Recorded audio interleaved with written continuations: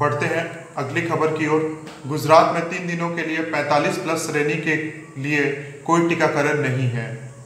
केंद्र ने गुरुवार को सरकारी पैनल की सिफारिश के बाद कोविशील्ड वैक्सीन की 2 खुराक के बीच के अंतर को 6-8 सप्ताह से 12-16 सप्ताह के बीच के अंत को बढ़ाने की मंजूरी दे दी है।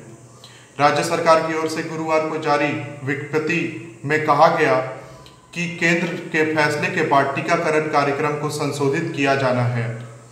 इसलिए उपरोक्त 45 वर्ग के लोगों का टीकाकरण 14 मई, 15 मई और 16 मई को नहीं किया जाएगा। विज्ञप्ति में कहा गया कि 18 से 45 वर्ष के आयु वर्ग के लोगों के लिए यह सिलसिला जारी रहेगा जिन्होंने पहले ही अपना पंजीकरण करा लिया है और एक SMS प्राप्त कर चुके हैं। 3 दिनों के लिए 45 प्लस श्रेणी के लिए कोई टीकाकरण नहीं। गुजरात का इतना भयंकर स्थिति जो आपको अभी मैंने बताया, 3 दिन तक कोई टीका नहीं लगेंगे गुजरात में क्योंकि वहाँ पे वैक्सीन की कमी है। अब बढ़ते हैं अगली न्यूज़ की तरफ। चित्रकूट जेल में फायरिंग, मुख्तार के करीबी समेत 2 की हत्या, एनकाउंटर में गैंगस्टर भी ढेर हो गए। चित्रकूट जेल में शार्प शूटर सीतापुर के अंसुल डिस्ट्रिक्ट ने पश्चिम के 2 गैंगस्टर वसीम काला और मिराजुद्दीन को गोली से भून दिया। बाद में पुलिस ने मुठभेड़ में अंसुल को मार गिराया। खबर मिलते ही IG, कमिश्नर, DM, SP समेत सारे आला अफसर जेल पहुंच गए। सारे अफसर कई घंटों से जेल के अंदर हैं, जबकि बाहर कई थानों का फोर्स बुला लिया गया। वहीं DG जेल आनंद कुमार ने घटना की जांच तथा स्थिति का जायजा लेने के लिए प्रभारी उप महानिरीक्षक कारागार इलाहाबाद रेंज PN पांडे को चित्रकूट जेल भेजा है। चित्रकूट धाम मंडल के IG के सत्यनारायण ने पुष्टि करते हुए बताया कि जेल में वेस्ट यूपी के टॉप मोस्ट क्रिमिनल मोजारुद्दीन और मुकीम उर्फ काला पर शार्प शूटर अंशुल दीक्षित ने गोलियां चलाई हैं।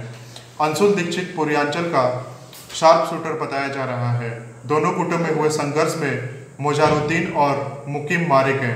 अंशुल भी जेल परिसर में ही पुलिस मुठभेड़ में मारा गया। DIG जेल PN पांडे ने भी बताया कि वर्चस्व की इस भिड़ंत में दोनों तरफ से कई राउंड फायरिंग भी हुई है। अंशुल दीक्षित नामक बंदी ने फायरिंग कर मुजाहिदीन और मुकीम उर्फ काला को मार गिराया। इसके बाद भारी पुलिस बल ने जेल के अंदर ही अंशुल का एनकाउंटर कर दिया। अगली खबर की तरफ बढ़ते हैं जो कि बहुत ही खौफनाक मंजर है। सरेश्वर घाट पर भी दफनाए गए सैकड़ों शव, बारिश से हटी पालू तो अब और दिखी लाशें। उन्नाव के बक्सर घाट की तरफ ही शिवराजपुर का खेरेश्वर घाट भी सैकड़ों लाशों से अटा पड़ा है। गंगा के बीच में और किनारे पर कई शव दफनाए गए। करीब 300 मीटर के दायरे में जिधर भी निगाहें दौड़ाई गई शव ही शव नजर आए। शव के ऊपर से बालू हटी तो मृतकों के परिजनों की बेबसी और मजबूरी सामने आ गई।